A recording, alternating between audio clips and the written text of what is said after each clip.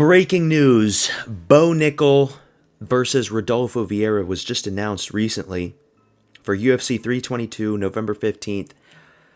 To be honest, I didn't think Bo Nickal was going to fight again. I thought he was going to be done after being exposed by RDR. Now, granted, RDR is a very good fighter, and it was kind of bad for the matchmakers to book that fight, but still. Rodolfo Viera, let's look at his record real quick. Brazilian guy, BJJ specialist. Look at all these submissions on his record. Last fought Tresian Gore a month ago. Lost to Andre Petrosky. His best win is Armin Petrosian, and that's not saying a lot. A lot of his wins, Cody Bumbage, Dustin Stolfus, and then a bunch of other no-names. He lost to Fluffy Hernandez, which, Fluffy's a really good fighter, so I'm not going to hold that against him. The reason why I think the UFC booked him up against Rodolfo Viera is because they're probably expecting this fight just to stay on the feet. I'm not expecting Bo Nickal to shoot a takedown on this dude. It's going to end up just like the Paul Craig fight. It's going to be boring. 3 rounds where not much happens because they know Rodolfo Viera, he's not a boxer. He doesn't have good hands. He doesn't have good striking. And if it does go on the ground, then it's going to be over for Bo Nickal. Bo Nickal doesn't have grit. You looked at the RDR fight, and I know people are going to say, oh, it's easy for you to say pussy. You're the one being a critic behind the screen. You've never had knees hit your liver multiple times and then crumble into a ball. Easy for you to say, Forge, pussy bitch. I get it. I get the criticism that is going to be coming my way in the comment section, but it wasn't just about the knees. Go rewatch the first round. Bo Nickal takes RDR down. And then somehow, some way, Bo Nickal is on his back. And Bo Nickal deserved that loss. He needed to be humbled. After all the shit he said about Khamzat Chimaev. Oh, Khamzat Chimaev's trash, dude. Remember that interview he had with that dude? Oh, but Khamzat, he's like a multiple Swedish champion. And he's like, Bo Nickal's like, that's great, but that's not going to mean anything to me. Bo Nickal deserved to lose for disrespecting Khamzat Chimaev.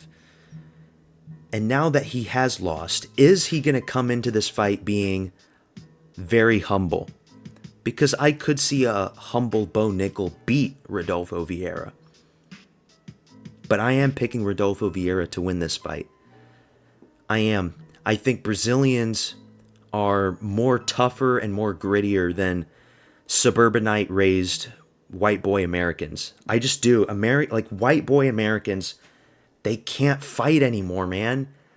The Dustin Poiriers that's like the past. These new blood, early millennials, late Gen Z guys, because I'm Gen Z, they can't fight. They weren't raised in that environment. They were raised in an environment with parents that didn't let them go out of the house and play at night because they were scared that strangers were going to come and kidnap them. They were raised by helicopter parents. How old is Bo Nickal? He's 29. That's like old Gen Z, right? He's born 96. I'm pretty sure that's the cutoff for Gen Z. If not, he's like a super duper young millennial. Whereas Rodolfo Viera, he's 35.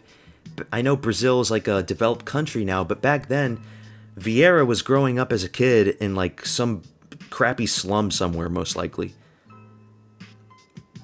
I don't know his background. I don't know what city he was raised in, but that was probably Rodolfo Viera's childhood. And I do pick fighters based on their upbringing. The Caucasus fighters, the Central Asians, Eastern Europeans. These are rugged areas. If Shavkat Rakhmonov was born and raised in America, he probably wouldn't be as successful as he is.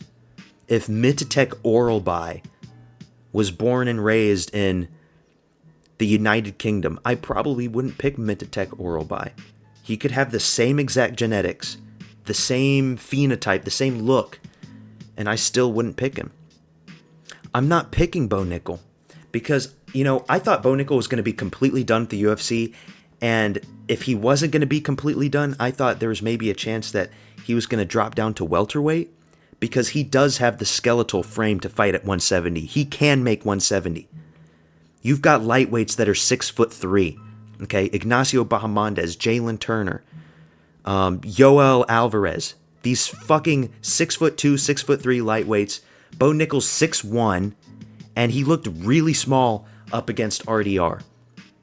And I know RDR is he fights at light heavyweight sometimes against Anatoly Malikin, but still, man, I think he would have more success at welterweight.